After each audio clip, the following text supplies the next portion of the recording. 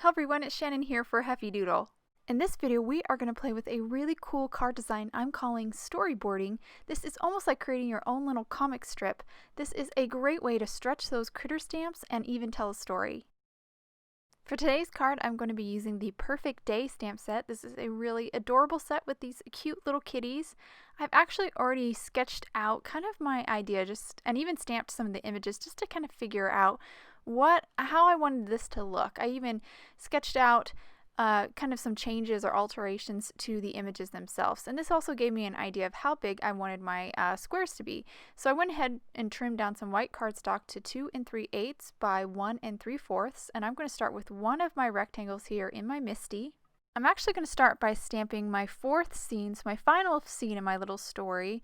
I've got my stamps here positioned. I have a kitty that's sleeping, the tipped over cup, and the spilt milk, and I actually have the tipped over cup stamp on top of the spilt milk, and so when I fold my MISTI over here, I'm going to just pick up the cup, which is exactly what I want because I want to stamp that first, because I'm going to have to mask that and then stamp the spilt milk and kitty kind of behind it so that they all appear behind that cup. So I did create a mask out of a post-it note and then placed it over that cup, and now I'm going to reposition the spilt milk and the kitty, and then I'll pick them up with my MISTI and then stamp them in Memento Tuxedo black as well. So now that I've stamped that last scene and it's all done, I'm going to remove the little cup mask, and then I'm going to remove the spilt cup and the actual spilt milk off of my MISTI, but I'm going to keep my kitty there. So the kitty's still on the MISTI. You can see it's still there in the exact same position. And now I've grabbed another rectangle and I'm going to stamp that kitty. This is actually going to be the very first scene where it's just the cat sleeping. Now I'm going to stamp my second scene. This scene will also have the sleeping cat, so I'm going to stamp that cat again. Again, I didn't move it, just inked it up in Memento Tuxedo black and stamped it on another rectangle. And now I'm going to grab and position the cup that's upright, stamp, pick it up with my MISTI, and then stamp it in Memento Tuxedo black. And once I stamp that, I'll be done with my second scene. Now for my third and final scene that I'm creating here, I'm going to remove the cat, but actually leave the cup from when I stamped the second scene. And I'm going to grab a different cat. I'm going to grab a cat that looks like she's pouncing or getting ready to pounce. So I'm just going to position her, and then I'll pick her up with my MISTI, and then I'll ink up both the kitty and the cup with Memento Tuxedo black and stamp them as well. And now I have all my scenes stamped. I'm just going to quickly put them in order here. And now I'm ready to move on to make some alterations to the images. So I want the second scene, I want the cat's left eye to be open, kind of spying the milk glass. So I kind of opened up that eye. And then for the pouncing kitty, I just want her eyes to look a little bit more focused. And so I kind of drew in like almost like eyebrows, just to kind of made the eyes look a little bit more intense. So I just drew those in with pencil and then colored them in with a marker. Now I'm going to move on to Copic Coloring.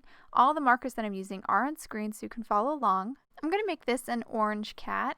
I've started with a really light orange, just kind of laid down the foundation where I want the colored fur to be. Now I moved on to my darker shade, which is Y21, just adding a little gradation between the two. Grabbed my lighter and just blended the transition between the two colors. And then I grabbed 0 here just to blend out between that lighter orange and the white parts of the cat, like the white of the face and the paws and the tip of the tail.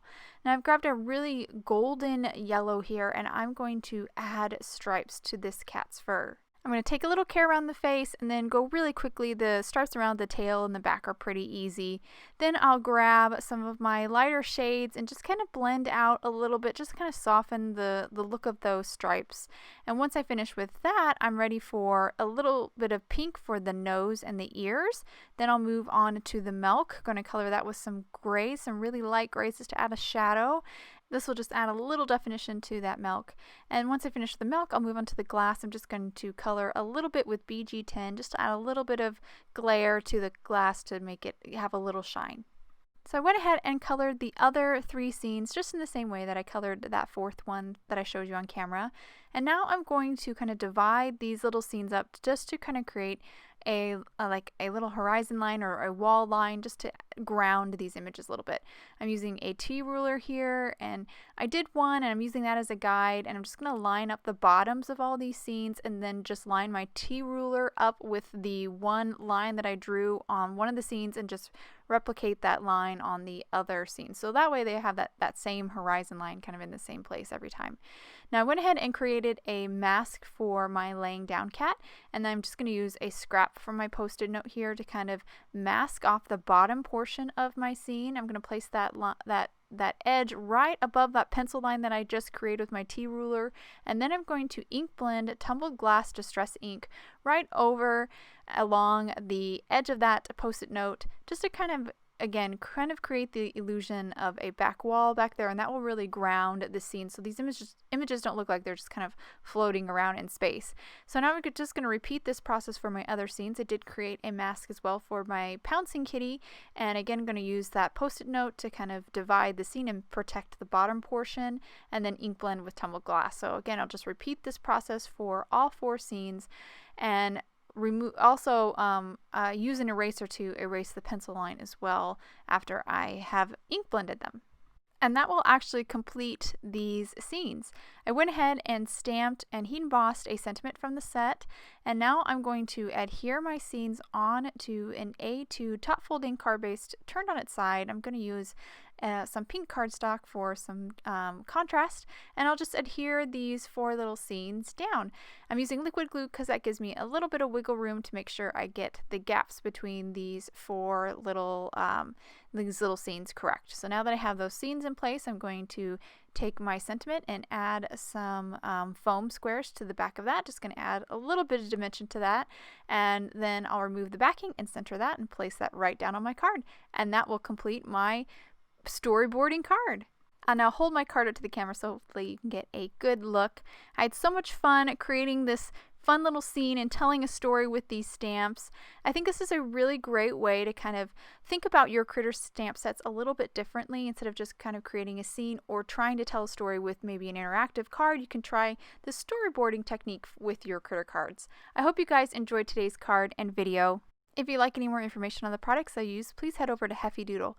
Thank you so much for watching, and I hope you have a wonderful day.